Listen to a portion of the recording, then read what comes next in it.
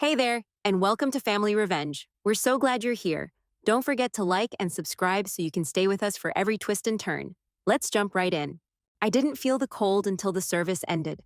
My feet were already half numb from standing on the frozen grass, and the wind kept slicing through my coat like it had something personal against me.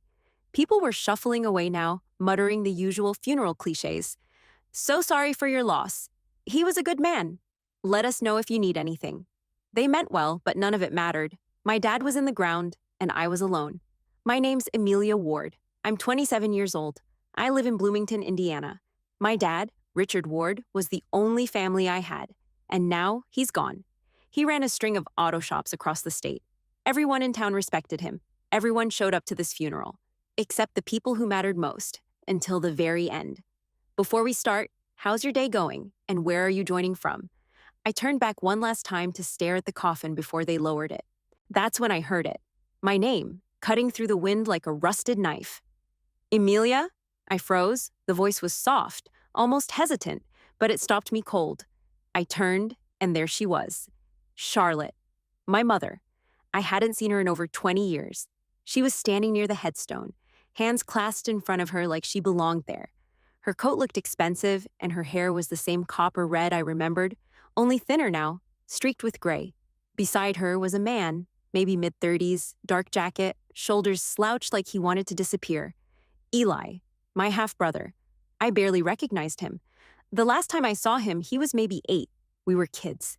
Then he vanished with her, and neither of them looked back. What the hell are you doing here? I didn't even realize I said it out loud. Charlotte took a slow step forward.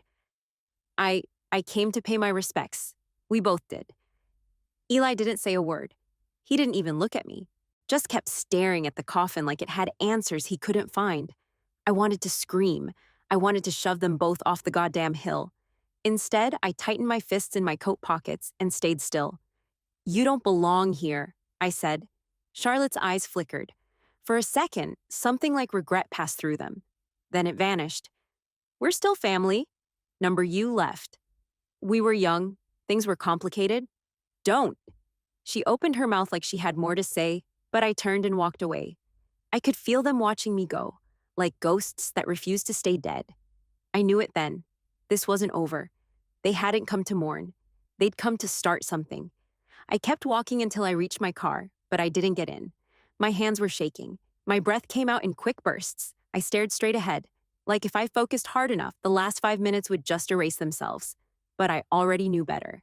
That moment, the second Charlotte said my name, ripped open a memory I'd kept buried so deep, I almost forgot how loud it really was. I was 5 the last time I saw her. My dad was standing by the front door, keys in hand, suitcase at his feet. 2 nights, sweetheart. I'll be back before you even miss me, he said, kneeling down to kiss my forehead. I clung to him. I hated when he left. Even if it was just for work, even if he promised to bring back gummy worms and silly hotel pens. He ruffled my hair, then stood up and hugged Charlotte. She hugged him back, but her eyes didn't smile. I noticed that. Even at 5, I noticed that. As soon as his car backed out of the driveway, the house turned cold. Not cold like weather. Cold like she didn't want me near her. Charlotte moved fast. She yanked open the hall closet and started pulling out jackets. Not mine. Hers. She tossed them into a duffel, then disappeared into her bedroom. I followed her, holding my stuffed bear by one ear. Mommy, where are we going? She didn't answer. I asked again. Still nothing. Eli came into the room dragging a blue backpack. He looked excited.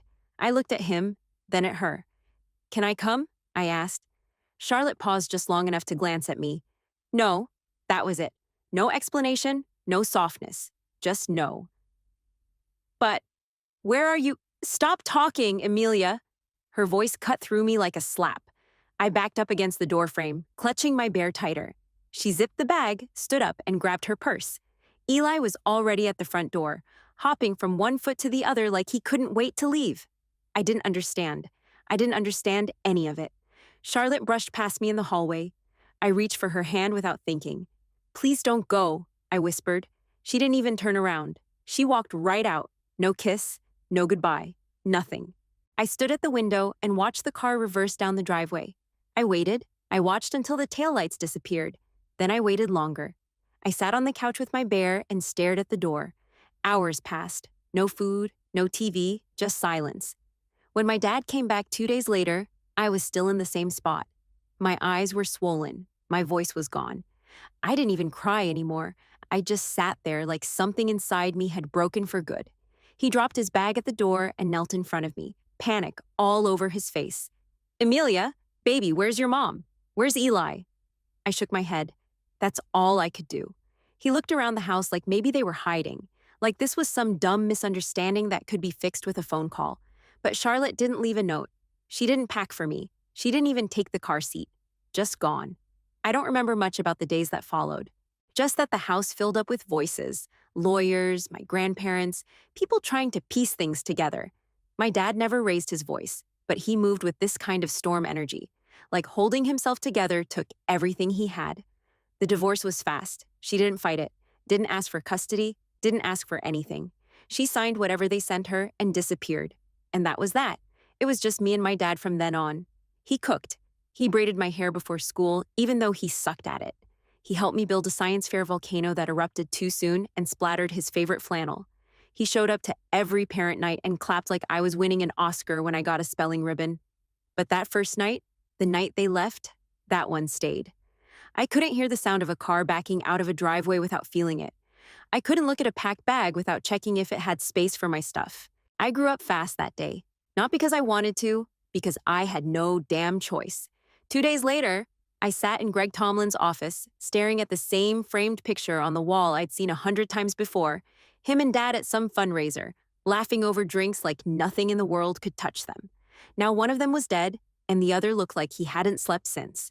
Greg shuffled through papers on his desk like he was trying to delay what we both knew had to happen. The room was quiet except for the faint ticking of the clock above the door, the kind of silence that made your skin itch. I appreciate you coming in, Amelia, Greg said finally, his voice lower than usual. I know this isn't easy. Let's just get it over with. He gave a slow nod and unfolded the envelope in front of him. My stomach twisted when I saw the handwriting on the front, my dad's, sharp and steady. He always wrote like he meant it. This is the official reading of Richard Ward's will, Greg began, signed and notarized 6 months ago. You're listed as the sole heir. I blinked. Sole? Yes. You inherit the business, the house, and all liquid and non-liquid assets. He slid a thick stack of papers toward me. I didn't touch them. That's everything? I asked. Greg looked me in the eye. Everything. I didn't know what to say.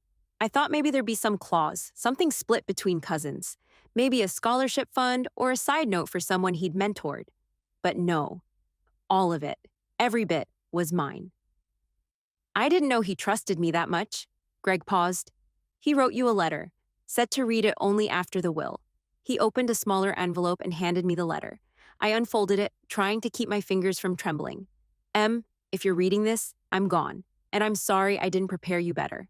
I wanted more time with you, more time to teach you the business, more time just to be your dad. But I know you. You're tough. You've got instincts that can't be taught. You've seen the worst and still stood your ground. I built this for you. Not just the business, but a place to belong, a future to own. You are my legacy, Amelia, and I couldn't be prouder of the woman you've become. Don't let anyone take that from you. Not ever. Love, Dad. I stared at the last line so long I stopped blinking. When I finally looked up, Greg was watching me with that lawyer expression he used when he didn't want to show emotion, but couldn't quite hide it either. You okay? He asked. I laughed, just once. Dry and bitter. Number. But that's not new. He leaned back in his chair. He meant every word of that. I nodded, folding the letter back into its envelope. I didn't think I was ready for this. No one ever is. But if anyone can handle it, it's you. The weight of what I was inheriting sank in hard. This wasn't just a business. It was Dad's entire life. Every 14-hour day, every greasy uniform, every damn wrench he handed me when I was too young to even spell carburetor, he built it all with his hands. And now it was mine. Not shared, not split. Mine. Greg slid the will back into its folder and stood up. There's no rush on anything. Take your time processing it. But if you want to talk next steps, I'm here. I nodded again, grabbed the envelope, and stood. As I reached the door, I stopped and turned back to him. Greg? Yeah? Was he scared at the end? He paused just a second too long. Number. He was thinking about you. I walked out gripping that letter like it was armor. I didn't know what was coming next, but I knew damn well whose name was on the deed. Mine. 3 days later, I pulled into my driveway and saw them, Charlotte and Eli, standing like statues on my damn front porch. I didn't even kill the engine before my stomach turned. Charlotte spotted me through the windshield and raised her hand in a little wave like we were old friends meeting for coffee. I got out slow, keys tight in my fist. "What are you doing here?" I said. Charlotte smiled like she practiced it. "We just wanted to talk. It's been a long time." "Not long enough." She laughed softly like that was supposed to lighten the mood. "I know you're upset. I would be too. But we're family, Amelia. We need to talk. Heal, even." I stepped between them and the front door. "You don't get to act like you care now." "I do care. That's why I'm here. Number, you're here because he's dead." Eli shifted behind her, hands in his pockets, eyes on the ground. Not a single word from him. Nothing had changed. Charlotte looked past me, toward the door. "Can we come in?" "It's freezing out here." I didn't answer, but she walked right past me anyway, brushing my shoulder like I'd invited her. Eli followed. I wanted to slam the door in his face, but he didn't look up, just slipped inside like a shadow. Charlotte made herself at home on the couch, crossing her legs like she belonged there. "You've got a beautiful place, just like your father, always tasteful." "Get to the point." She tilted her head, that fake warmth slipping just a little. "I'm trying to. I know you've been through a lot. Losing Richard, it affects all of us." I narrowed my eyes. "You didn't even call when he was sick." She sighed like I was being unreasonable. "That was complicated?" "No, it wasn't. You just didn't care." "Don't talk to me like that. I raised you." I stepped closer. "You left me." For a moment, the air went dead still. Then Charlotte straightened her shoulders and smiled again, colder this time. "I'm not here to fight. I'm here because Eli deserves his part of the inheritance." I stared at her. "What?" "He's the older child. Richard was his father, too. Maybe not legally, but..." I laughed, loud and sharp. "You're kidding." Charlotte's jaw tensed. "You don't have to be cruel, Amelia. We didn't come to take everything. We just want what's fair." "You mean money?" "I mean what Eli is owed. He never got a chance to know Richard. That wasn't his fault." "No, it was yours." Eli finally looked up. Still silent. Still nothing. I turned to him. "You going to say anything? Or are you just here to nod while she does the talking?" He shifted but didn't answer. His face didn't move, not even a flinch. Charlotte stood up. "This is bigger than you think. You're acting like you built all this. But Richard wouldn't have had that life if it weren't for me supporting him in the early years." "Are you serious right now? You think I don't deserve something after all that? You think Eli doesn't?" I took a step back and pointed to the door. "Get out. You're making a mistake. Number, I'm stopping one." Charlotte didn't move right away. Then she grabbed her coat and gave me this look like I'd failed her somehow. "You'll regret this," she said. Eli followed her out without a word, just like he had the day she left me behind.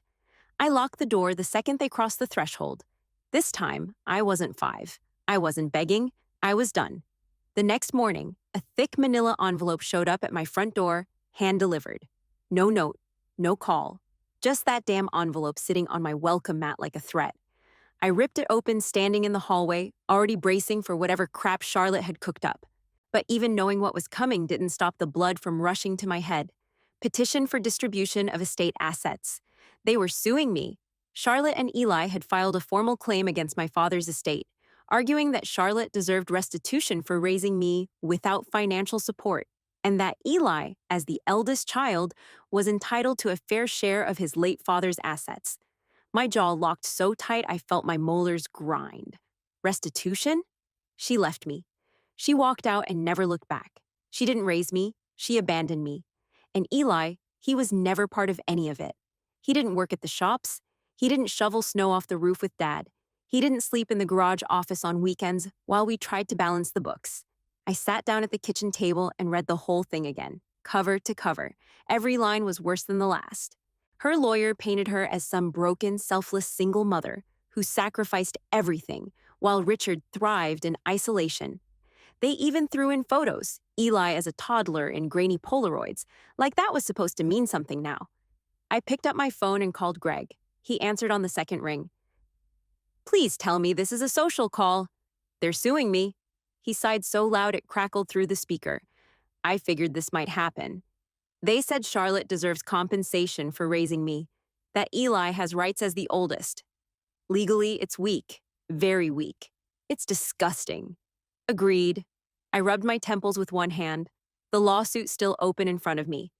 They're dragging him through the mud, Greg. They're painting my dad like he abandoned them, like he was the one who… I know, but they don't have a leg to stand on. Your father had sole custody. Charlotte never paid child support, never contested the divorce. There's no record of contact, no effort to reconnect. And Eli? He was never adopted. No legal tie to Richard. Not in the will, not in the business. Doesn't matter. They'll still try to humiliate him, smear him. Greg paused. They'll try, but they won't win. I swallowed hard. I can't believe she'd do this. Yes, you can, he said quietly. And he was right. I could. I sat there for a while after the call ended, just staring at the papers. Rage buzzed under my skin, but under that was something worse. This heavy, helpless kind of grief. Not for Charlotte, not for Eli, for my dad. He didn't deserve this. He gave everything to that business, everything to me. And now his memory was about to be dragged into a courtroom by the same woman who walked out of our lives like we were nothing. They weren't after justice. They wanted a payday. And they were willing to burn his legacy to the ground to get it. Fine. Let them try. But they had no idea who they were dealing with now. This wasn't about inheritance. This was war. The courtroom smelled like paper and old carpet, and the overhead lights buzzed like they were ready to die.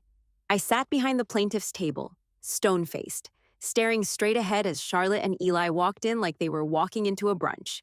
Charlotte wore black, like she was still in mourning, which was a joke. She hadn't mourned anything but the money she didn't get. Eli trailed behind her, clean-shaven, dressed in a suit that probably wasn't his. Still quiet, still empty. I wondered if he even knew why he was here. Greg leaned over and whispered, "Let them talk first. Their show will do half our job." The judge came in. We all stood.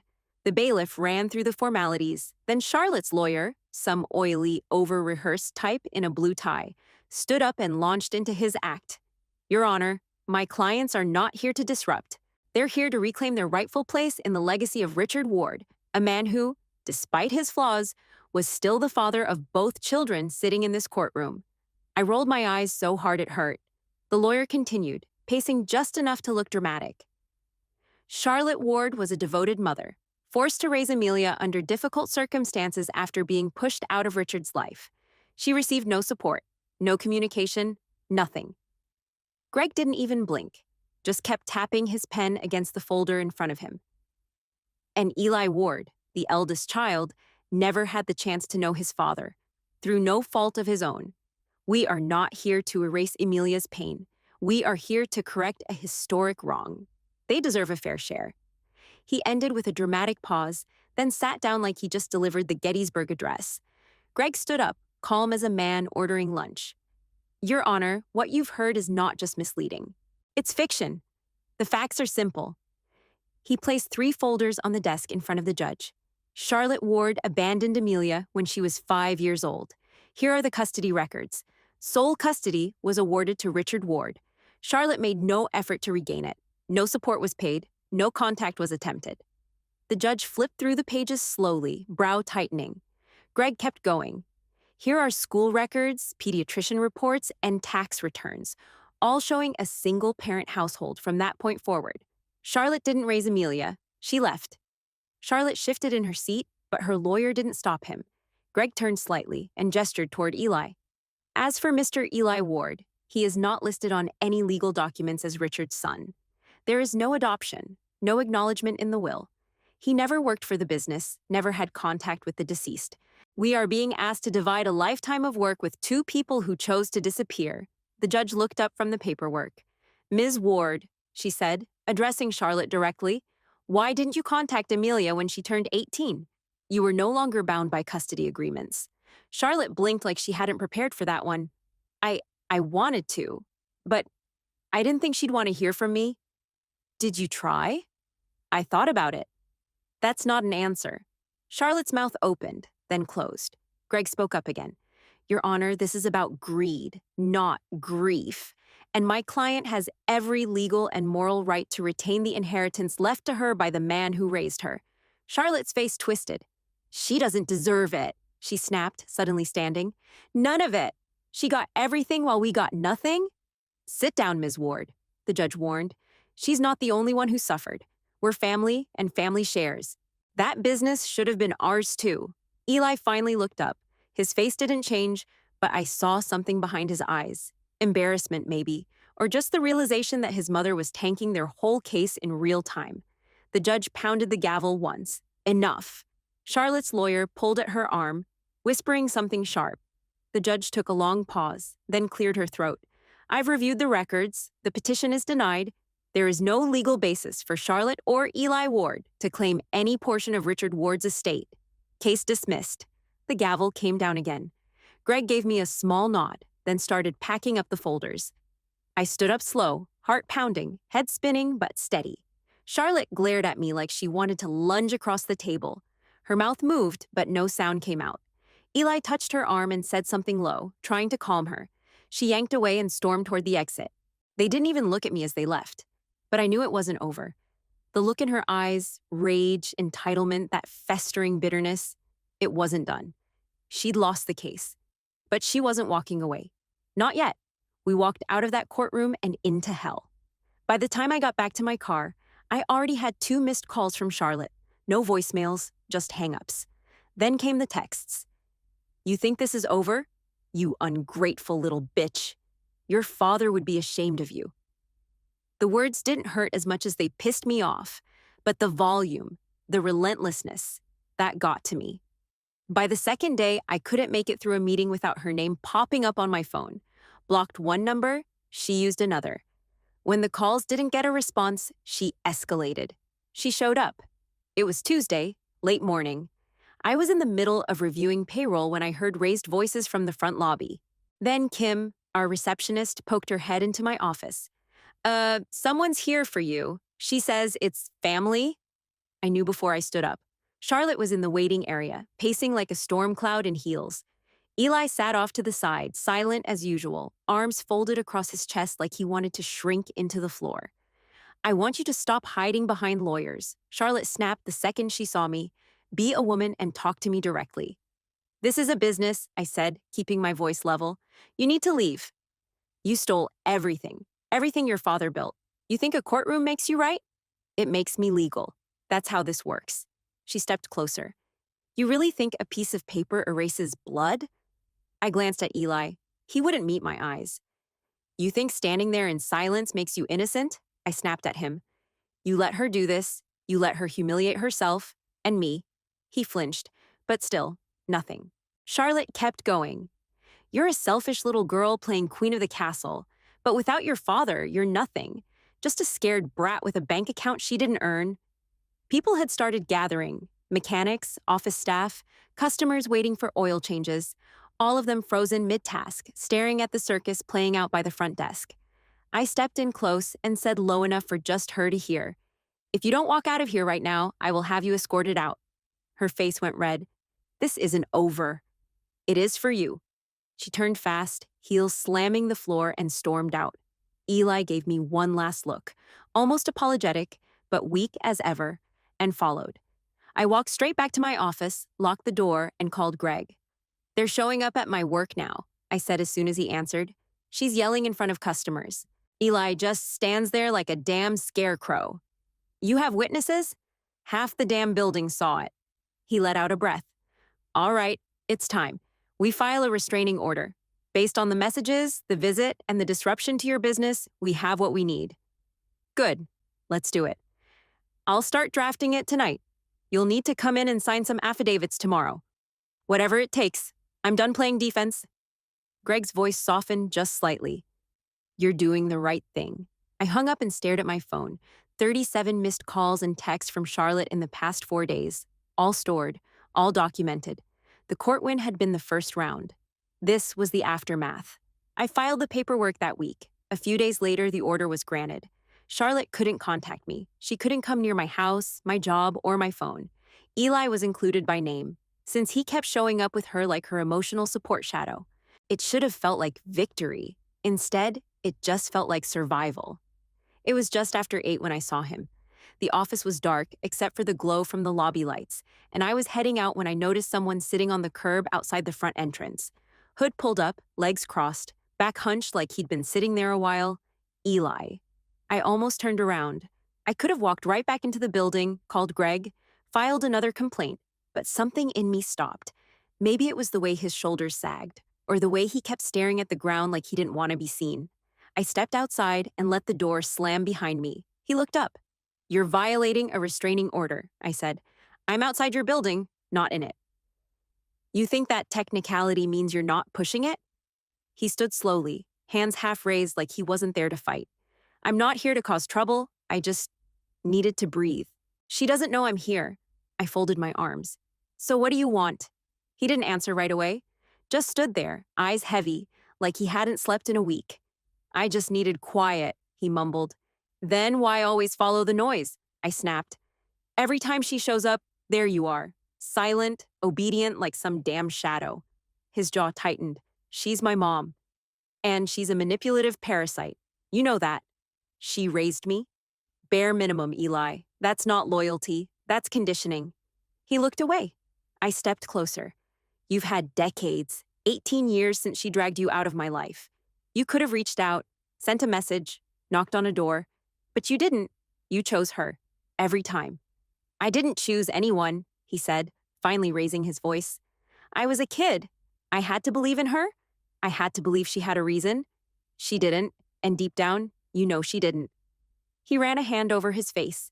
"You think it's been easy for me? Watching her twist things? Listening to her rewrite history? I didn't know how to leave her. I still don't. You're a grown man, Eli. You don't need her permission. I know that. Then why are you still sitting on curbs outside my office like a kicked dog?" That hit. He flinched, then dropped his hands to his sides. "You think I don't feel guilty?" he said quietly. "I do. Every time she talks about you like you're some thief, I think about the girl in that living room with her bear, staring out the window, waiting for someone to come home. That image stabbed through me harder than I expected. I remember you, Amelia. Not well, but I remember that day, and I've carried it. Not enough to stop her." "No," he said, "not enough." Silence stretched between us, full of everything we didn't say and couldn't fix. He looked older now, more than the years should have made him. I saw the weight of it all in the way he stood, the loyalty, the regret, the fear, but also the cowardice. "I'm not asking you to forgive me," he said.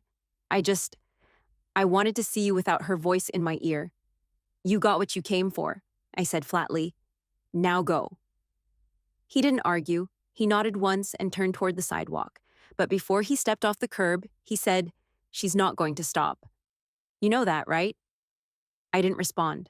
He looked back once, just a glance, then disappeared into the night. And I stood there under the flickering security light, staring at the empty sidewalk, knowing we were never going to be anything more than strangers with shared blood. 6 months later, I stood in front of my dad's grave, the wind tugging at my coat, boots sunk slightly into the soft grass. The headstone was clean. I made sure of that. Every 2 weeks, without fail. Fresh flowers, no weeds, no excuses. I crouched down and rested my hand on the top of the stone. "Hey, Dad!" It still felt weird talking to granite, but I did it anyway. Not for closure, just because there were things only he would understand. So, the shop hit its best quarter since 2019. We finally hired that second manager for the Carmel location, and I didn't screw it up. Greg made me frame the first check with my signature on it and hang it in the office like a weirdo. I smiled, just a little. The sun peeked out from behind a gray cloud for half a second. I thought I wasn't ready for this, for any of it. But I'm doing it, Dad. I really am. I sat back on my heels. The silence around me didn't feel heavy anymore. I learned something this year, maybe the hard way, but I finally got it. Family isn't about blood. Not by itself. It's who shows up, who fights for you when things fall apart, and most of all, it's who stays. My team at the shop, they stayed. Greg stayed. Hell, even Kim, who has no filter and drinks 5 cups of coffee before noon, She stayed. They saw me at my worst and didn't walk away. That's family. And I built that. With what you gave me, with what you taught me when it was just us against everything. I stood up, brushed the dirt off my knees, and slid my hands back into my coat pockets. I'll never understand what she wanted from you, or from me, but it doesn't matter anymore. She can't touch what we built. The wind picked up again, colder now. Fall was creeping in around the edges of summer. I hope I'm making you proud, I said. No tears this time, just quiet, steady. I gave the headstone one last glance and turned to leave. The gravel crunched under my boots as I walked back to the truck. For the first time since the funeral, the weight in my chest felt lighter. Maybe not gone, but manageable. Because I finally knew who I was and I wasn't carrying anyone else's name but mine.